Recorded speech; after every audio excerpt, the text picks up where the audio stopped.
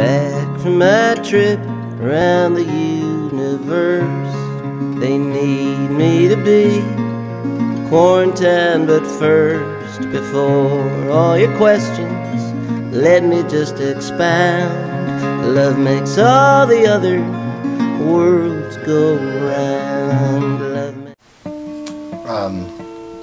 So I was not the most well-behaved kid in my class at Sunday school, and that was saying a lot because we were all pretty badly behaved. And I remember one of the many times that I was in the principal's office saying something to the effect of, you know, if I were in charge around here, then things would be different. And there's a kind of presence and living in the moment that kids do naturally, that I think as we get older and there's more and more things on our mind of like, I've got to do this, I've got to do that, it's harder and harder to focus on just being present, living in the moment. And Hillel is really asking a rhetorical question. He doesn't really want to know. Really, he's saying to us, if you don't do it now, you're never going to get to do it, so do it now. And I think that more recently I've felt that kind of constant sense of urgency can actually be oppressive.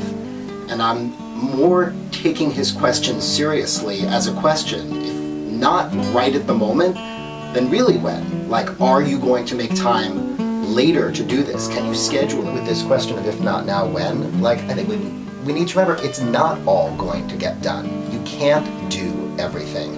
And so I think that, you know, part of this message for me is you need to decide what really matters. You can't actually do everything that you want to do. So if not now for this thing, yes, maybe never for this thing. But make sure the things that really matter to you, you're going to be able to do. And I think for children to get a sense that they can have an impact on the world around them, it's important for them to know that as educators we're always planning for the future. There's also a sense of we need to live in the moment. We need to be really present with our students in order to make sure that our work isn't just our agenda, but actually is the agenda of the children, the people that we are trying to empower to be change makers in this world. The change that is happening through the work of these organizations is happening in the center of mainstream Judaism. And I'm a person who's spent a good chunk of my adult life working for mainstream Jewish organizations, big synagogues, and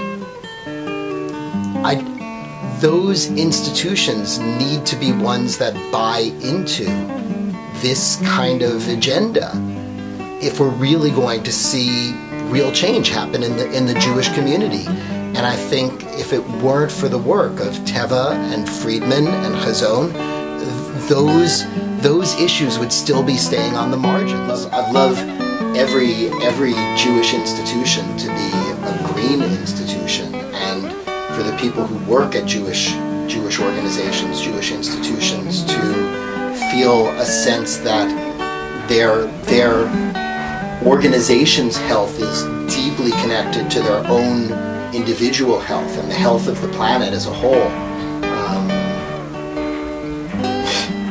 I want to be a part of making that happen. It's a big, yeah, may not be now, maybe more of a when.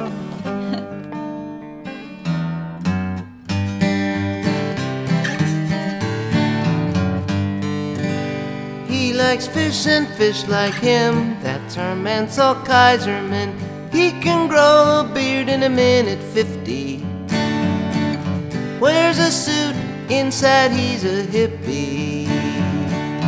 Far and wide he likes to roam. Brooklyn is forever home. Secretly called Fred, I think. Sings better when he drinks.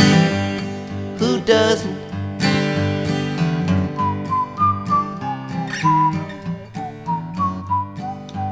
He likes fish and fish like him.